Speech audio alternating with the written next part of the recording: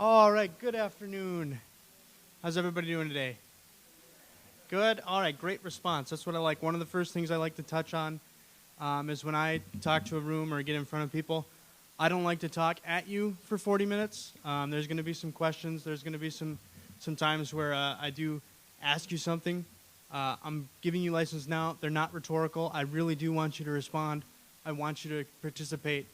And it's going to be real awkward for me if I just get a bunch of silence. So if you have something you want to share at one of those appropriate times, I'll make it real clear when they are.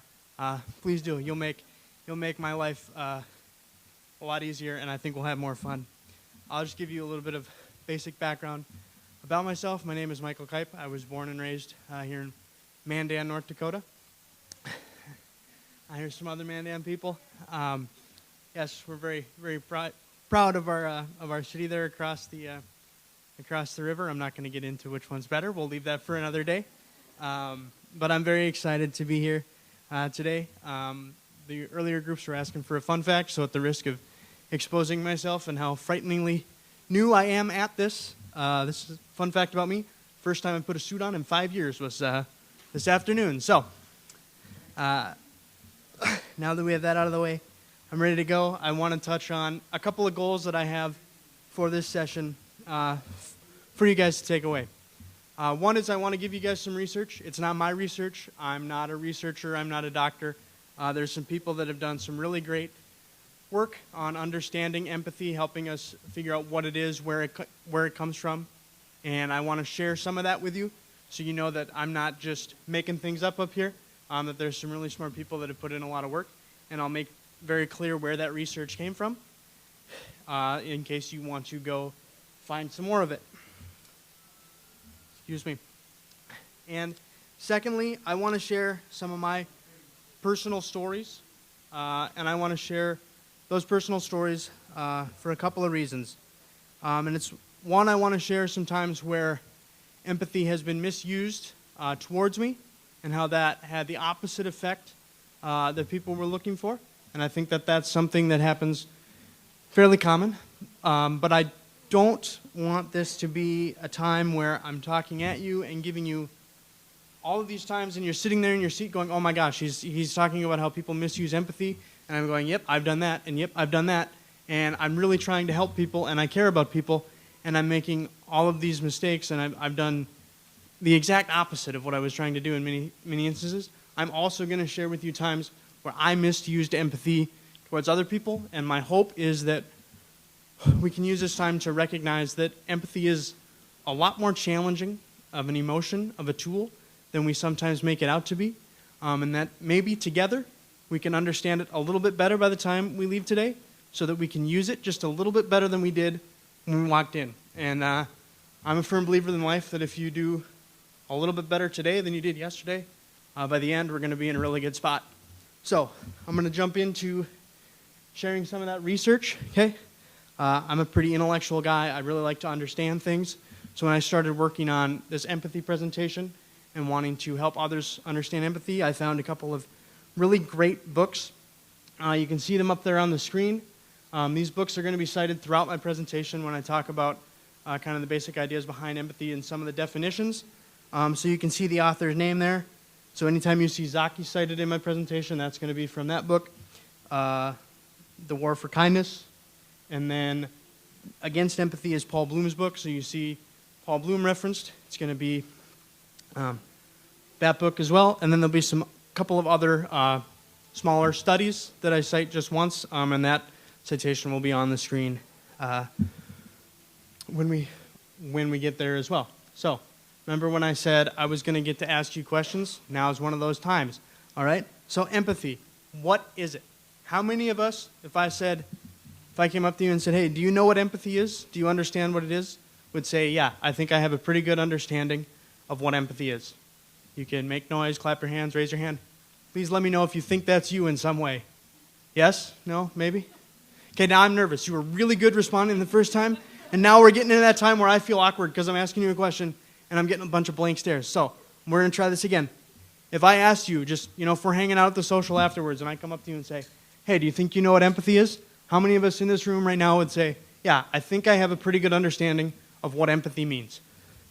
Yes? Hey, there we go. That's good. I know it's late in the afternoon. Okay, now, even harder question. Somebody be brave.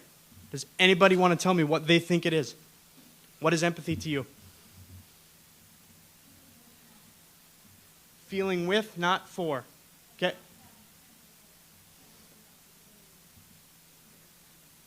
Okay. Relating to their pain. And you said feeling with. So there's very much an emotional response, right? When you say, am I understanding you correctly? Yes, that there's an emotional side, that I am feeling what somebody else is feeling with them. I'm not deciding what they feel. That's what you say when you say not for, right? I'm not deciding for them what they should feel or what they are feeling, but I am feeling that emotion along with them. Okay? Yes, I think that that is a very commonly held definition of empathy. Again, other people in the room probably have some similar definitions. Is there anybody that has a different definition? Because I think this is one of those words where, yeah, we already see it, where someone goes, yep, I think a little bit differently. So what do you got? Feelings? Just a general feeling. So, yep, empathy. We're hitting on empathy as an emotion. And that's very true. I'm going to move along here. So if you see types on the screen, that one got a little smaller than I intended. I'm sorry if that's a little harder to see up there. But you see types, and we've covered a lot of the emotional aspect, right? That is feeling. I really like what you said, feeling with, not for.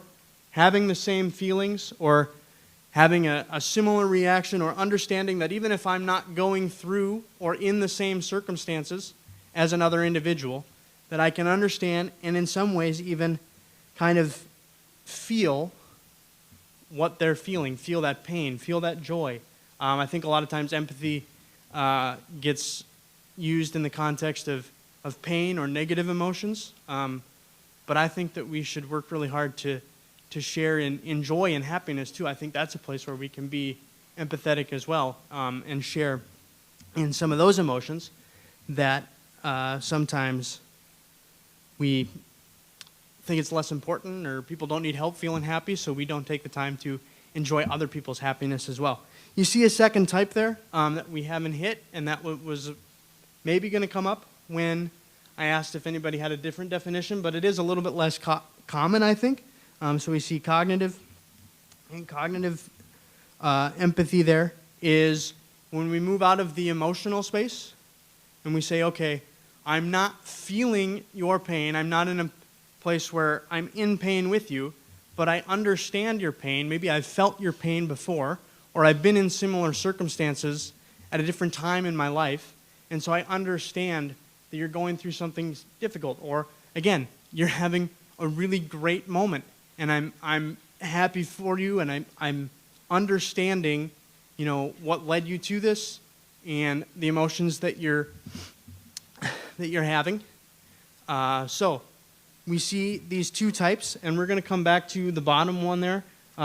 We kind of that comes in when we kind of smash these two together, or figure these two sources of empathy together, that emotional and that cognitive. So again, thinking caps on. Going to ask you to respond a little bit. So we have two types of empathy, right, that we've talked about. Where do they come from? Where do these are kind of difficult concepts to wrap our heads around a little bit. So when I have this emotional or this cognitive response that leads me to feel the same, or to understand maybe without feeling what somebody's going through, where do they come from? This is a difficult question, so I'm ready to go to the next slide, but if somebody has a thought here of where this empathy comes from, I'd love to hear it. No? Okay. What was that? Our own experiences. Common experiences, right? I think that's a huge source of empathy. If I've experienced a similar circumstance, or a same circumstance, that I think that's actually a source of both types of empathy, right? I think that can evoke really strong emotional responses, but I also think that if we've done some good coping and some good healing, that we can also get to a really healthy cognitive space where I can look at somebody else and say, I've experienced that. I'm not going to go back to that place of pain that hurt me, but I'm going to understand what this person is going through. So I think that's a really great answer. Thank you. So we're going to start with that emotional piece as well. So we see there, it starts as a reflex, okay? This is something that can be very much out of our control, okay? And this is where we get into the space where people talk about you're a high empathy individual or a low empathy individual. Some people are going to have stronger emotional responses than others, right? And you're going to have stronger emotional responses to certain situations. Like you said, common experiences, that's going to invoke a stronger response. Maybe certain people, right? I think it's a lot easier to have empathy towards people that are closer to us, right? Friends, family, people we interact with every day. I also think age plays a factor. I think it's a lot easier to have empathy for, in my experiences, children, even as we grow into adults. I don't have the neuroscience background to tell you where that comes from or why that is, but I think looking at children and seeing them in pain often might invoke a stronger emotional, empathetic response than if we were to see that same situation in adults. And that's not to say we don't care about adults and that pain doesn't matter. But for some reason, at least in my personal experience, the children invoke that stronger response. Okay, and this is a very, very old concept. I have the source here just so you know. Again, I'm not coming up with this idea. This is something that Bloom cites in his book, but it's an idea that goes all the way back to the philosopher Adam Smith. Really, really old guy, but this idea of an emotional response to somebody else's pain or somebody else's situation is rooted in that. Okay? Cognitive is when we move into a thinking process. Okay? Our definition was understanding pain, right? Not necessarily feeling it, but understanding it. And I think this is a really, really difficult thing to kind of understand and convey, and also for some of us it's challenging to get there. If you have that strong emotional response, sometimes it's harder for you to get to what I would call the solution phase of the empathy process, right? When we get to the thinking phase, I think we get out of feeling alongside of somebody, and sometimes when we're feeling alongside of somebody, we can become overwhelmed by their pain, which is not always the best thing, because then we have two people that are overwhelmed by the same pain and nobody doing anything about it. So it's really important, I think, to try and move to this cognitive space, but it's also hard, and that's not to diminish the emotional response. We've all been there, right? Where sometimes we don't want somebody to fix the problem. We just want somebody to understand there is a problem, and we're not ready to fix it, or it feels too big to fix in the moment. So we just need that emotional support.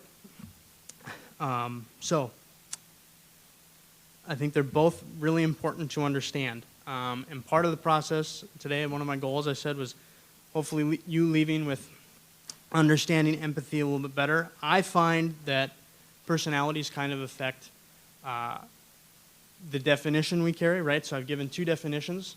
So just in your head, this is one where you don't have to respond. Take a moment and take stock of kind of your personal definition of empathy, whether it's one that we've heard today that somebody shared that you're working off of, or when I said, hey, how many of you think that you know what empathy is? And you all raised your hand and made noise. And just take a moment and decide, okay, does my definition of empathy line up more with the emotional side or the cognitive side when I'm talking about being empathetic with somebody? Because I think that's a really important starting place in answering our next question. Okay, how many of you heard this? We need more empathy. The world needs more empathy. We'd be in a better place. We'd solve so many more problems if we just had more empathy. Sound familiar? There's another place where I'm inviting you to respond. Yes? Okay. We have all heard this, right? Okay? But let's look back at our definitions and our types, okay? And we said we're trying to get to this empathetic concern. Can everybody read what it says? Under empathetic concern there, we get to a point where we're trying to positively affect the situation, right? Okay? So I'm going to ask this question again. Is more always the answer? Okay? I see us shaking our head, okay? We're going to get there. I love this. You guys are involved, engaged. This is so much fun for me. I'm hearing you say no. No, more is not always the answer, okay? But more could be the answer, okay? It could, because if you're somebody that's way over, I kind of like to think of definitions of empathy on a scale, and I had a really nice slide that wasn't showing up well, so I deleted it. But it put these two definitions of empathy on a seesaw with the empathetic concern in the middle. And we're trying to find this balance, right? So if your definition of empathy fits way over on the cognitive side, and you like always snap to solutions, okay, I'm betting you've been in a place in your life where somebody's gotten upset with you because they think you're minimizing how they feel and you're not taking stock of what they're going through. And that's not what you're doing, I don't think. I think that people that slide way over on this cognitive side are going, man, you've been hurt, and I don't like that because I care about you. And I can't do anything about the hurt that's over here that already happened. But I can get to a solution so maybe we hurt less in the future, or we don't have to go through this pain again.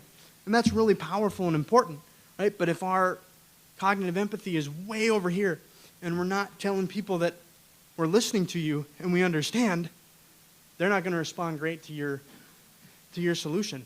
So more emotional empathy might be the answer in that situation. But I agree with a lot of you that said no. Might not always be. But let's finish a thought. And I may have given it away by going to the next slide here. But again, you can raise your hands. How many of us believe, because there's big debate on this, actually. It's a really exciting research topic as well, covered heavily in those two books that I said. So if you like what I'm talking about, those are two great resources to get started on those two books. Can we develop more emotional empathy, or are we stuck with it? Am I born a super emotional individual or a less emotional individual, and so I'm stuck with the empathy we got? Let's just do a quick snap poll. If you think that I'm stuck with the emotional empathy that I have when I'm born with, raise your hand, acknowledge me in some way. Raise your hand is really good for taking polls. Okay, so that's going to tell me that pretty much everybody in this room thinks that we can develop some emotional empathy. Yes? Okay. Research would back this up. Again, this is covered heavily in those two books, as well as in a study I have listed there under the Virginia Library Journal. So, you think this is going to be really hard? One of the easiest ways to increase your empathy is read, and specifically read fiction, read novels. Okay, what this allows you to do is live other experiences, right? Like one of my favorite photos, or I don't even know if it qualifies as a meme or whatever going around social media right now, is I read not because I don't have a life, but because I choose to have many, right? When I read books, I get to be mindful. I get to be in other places. I get to experience things from a different perspective that is not my own, which is really hard. It's really hard to get out of our own heads. It's like the only person you can't get away from is yourself, right? So reading a book is a really, really great way to just look at different perspectives. And I think I'm a reader myself. I love reading, and it's so exciting for me and engaging because even if most of the book is from a perspective that you agree with, good stories have conflict, right? So there's always going to be a character in there that's different. There's always going to be somewhere in there that's pushing back. So I was really excited when we found out that when science told me that I was right when I was a kid, that reading was good for me, and that reading fiction is not a waste of time. I read a lot of nonfiction too, but it's good to know that I have science to back me up when I tell people, hey, reading stories, making stories up is good for you. It can help you develop emotional empathy. So that's really, really cool, I think. And the other one down there is, again, touched on heavily. We see a long citation there in the books regarding empathy training. And I just want to touch on a couple of really cool experiments. Again, they're covered heavily in the books and some other places. So if you like what I'm talking about afterwards, you can dig a little deeper. But this is one of the places in life, and you're going to find out that I'm a basketball coach at heart. So I'm going to start talking in cliches. I'm sorry, but we're coaches. We can't help it. This is one of the areas in life where the statement, whether you think you can or you think you can't, you're right, has never been more true.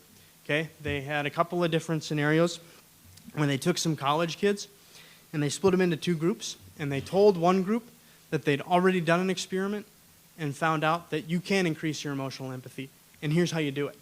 Okay? And they had them do these exercises to increase their emotional empathy. Emotional empathy went through the roof. Okay? We had people increasing their emotional empathy, like almost the entire group, big jumps in emotional empathy. Okay? And then they took another group and they said, hey, we did some research. We don't think you can increase your emotional empathy, but we want you to try. Guess what? Didn't move. Didn't go anywhere. There was maybe a little bit of an increase, but nowhere near the group that was told, hey, we have evidence that this is something that you can do. This is a skill that you can practice. And then additionally, they took some of those individuals after they had completed this experiment and said, hey, we want you to write to some high school students. Okay, we want to write to some high school students that are having some hard time, and we want you to empathize with them, and we also want you to tell them that they're having a hard time empathizing with others too. Were some of these high school students, and so they took some of these college students and had them write letters to these high school students, first expressing empathy towards them, and then in telling them that, hey, I've done work to increase my emotional empathy. It's something that can be done. Here's what we did. And in those group of high school students that were reading this as well, the emotional empathy increased as well.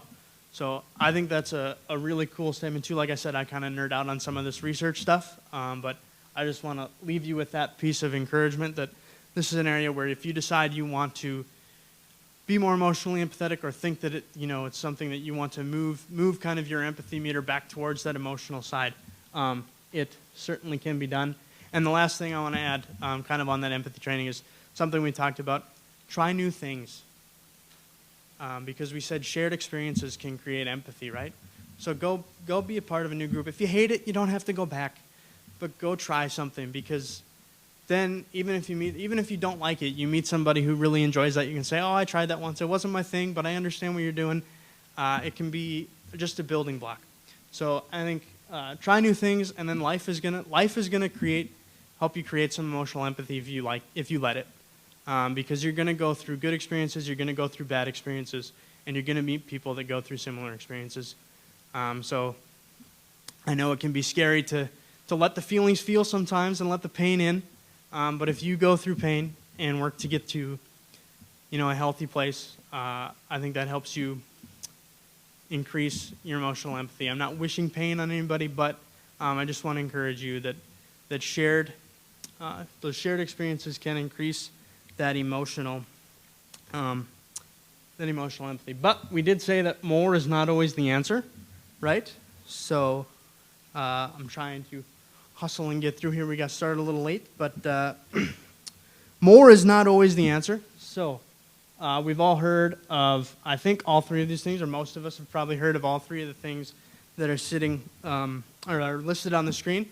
Okay, these are all things that I think happen or can happen. They're not always a result of too much empathy, but we said more is not always the answer. And when we get too far away from that solution stage, or our empathy scale is too far to the emotional side, I think we can get a lot of burnout, because, man, we're just feeling what everybody's feeling around us, and there's no relief, and that's hard, being emotionally kind of tuned up the entire day, or for every time you go interact with people, is really, really difficult. And then we can get into two other places that I think are really unhealthy. Codependency and pity. I promised you some stories, so I'm going to try and get through these as quickly as I can. But codependency is something that I struggle with. Okay, I would say that my definition of empathy is highly to the emotional side, and I'm a highly emotional individual. And I started to put together this presentation. It was a little scary for me because I was confronted with just my own emotions and my own way that I process things, and I had to acknowledge that I had unintentionally harmed myself, and I'd unintentionally done harm where I was trying to help growing up. I'm just thinking of relationships that I had all through high school and college, and I would lean into. I would always be there to try and listen to somebody, and to kind of, I was known as somebody who could really listen and uplift, and that's good. But I even, in college got to a point where I would almost kind of fixate on other people's pain, and it almost became like I was never wishing for people's pain, but it would almost be like a high or like a hit that I get when I get to help somebody through their pain, and that is, not good. That's not healthy, and not a healthy way to process. And again, if you're listening to me right now going, oh, I do some of that too, okay?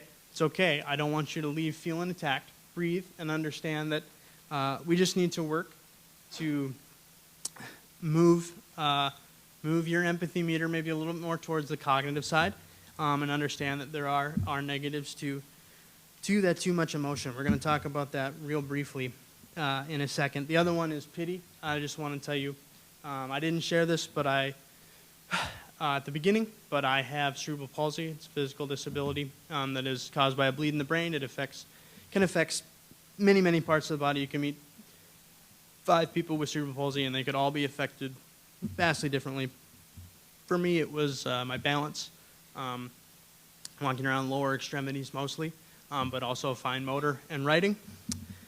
And so I've been in situations where things are more challenging, okay? When you go through life with a disability, things are more challenging, okay? And pity comes when we feel for somebody, we don't go to the processing stage, and I think it really comes from a place of people just, I want the solution and I want to help, but I'm not going to put the thought in necessary to make this a powerfully positive solution for everybody involved, right? So just a couple of short stories about myself and others that I've interacted with. I spent a lot of time around a lot of people with disabilities. I played wheelchair basketball in college, so there's a bunch of us. And one of the things that we would see is we'd be pushing around campus, and there's some big hills on campus. We got people that are in day chairs pushing themselves, and we really appreciated that people were looking out for us. They could tell that, especially on hot days, we're working really hard trying to get across campus. We'd have people just come up behind us, not say a word, put their hand on our backs, and give us a push up the hill. Okay? I understand. You're trying to help me get up the hill. You see that I'm working hard. Okay? I had teammates and friends. If you put your hand on their back and push them without telling them, you will throw them on the ground. Okay? They will not be in their wheelchair when you're done. Okay? Your intention was good. Okay, and you really wanted to make an immediate impact on this difficult situation. It's small scale, I understand, but we didn't think through the solution. We don't always understand how our actions are going to be impacted. Actually, it happened to us down in Texas at a team banquet after our national tournament one year, and we were missing a teammate because we had to send somebody looking for her because somebody tried to help her get up over the ledge into the bathroom. There's a little lip that she had to go up and over, and didn't really check with her and just kind of gave her a shove and kept walking. And our coach found her outside the bathroom door. She was had very low trunk function. That's how her disability affected her. So she was spending 20 minutes trying to climb back into her wheelchair, all because somebody was well intentioned in helping her get where she needed to go, but didn't quite have the knowledge and understand how to do it effectively. So these are some of the dangers of too much emotion. As you all said, I really want to get going. So I have more stories. You can find me at the social and ask me if you would like. I'd love to talk to all of you, but I want to keep going. So I say again, more. And we have the cognitive side, right? So if we said more is not always the answer, but sometimes the answer for our emotional empathy, what do we think the answer is for our cognitive empathy? Is it always the answer? But is it sometimes the answer? Okay, I think it's... What? Yep. Yeah. I think that more is... hang with me, this is a weird sentence. I think that more, in terms of cognitive empathy, is more often the answer than with emotional empathy. I think there's a lot more emotional empathy out there than cognitive empathy. But like I said, like I talked about in the beginning, if you're always jumping to solutions, you're going to have some negative reactions, okay? How do we get more cognitive empathy? Unfortunately, it's not as easy as reading your favorite nonfiction series or your favorite fiction series, like our emotional empathy was. But I really think the question we have to ask here is when, not how much, okay? I don't need to dump a bunch of cognitive empathy on people all the time for this to work. Like I said, I think the really strong, or the way to make it more effective in this sense, is to look at when I'm going to apply this cognitive empathy. Okay, if somebody is going through the worst day of their life and you can see that they're crying and they're just fighting through the day, okay, jumping to that cognitive solution or that cognitive empathy and trying to find a solution immediately is probably not going to be super effective. Okay, we're going to have to work through some of these emotions. And, you know, sometimes we're not the person that gets to do that, and that's really frustrating for people that are highly emotional. Like me, I can see somebody's in pain, and I want to help them process those emotions. But they're either we're not close enough, or they're not ready to do it at that time, or whatever. So that's another piece that we have to be aware of when we're working through our emotional, or working through our kind of scale of empathy here, is just being conscious of when we're trying to use both the emotional and the cognitive piece, and responding to those around us. So I know I'm kind of rushing through the cognitive piece here, but I just want to wrap up because I think I feel like I flew through the information and gave you a lot. So some takeaways there are empathy, I think we can say, is more of a process than a standard definition, right? We have 2 or 3 definitions of empathy, and empathy is a process that we need to work through. And part of working through that is recognizing, where does my empathy start? Does my empathy start on the emotional side, on the cognitive side, and how can I bring it to the middle to effectively help help those around me in a meaningful way, okay? Any misuse or any misbalance of this process of empathy can bring negative consequences to ourselves and to those around us, okay? But I think the most powerful and encouraging part of this is science has told us that we can learn both the emotional and the cognitive piece of empathy, and we can help those around us learn this empathy as well. And it can be used as a very powerful tool to positively impact the world around you. So thank you for responding as well as you did. Thank you for letting me throw what I feel like was a bunch of information at you. Hopefully I didn't overwhelm you. I think I have 1 minute on the clock, so if there's anything that people want clarified or a question, go ahead and fire away. If not, I'll be at the social later and would love to chat with any of you that want to know more. Thank you.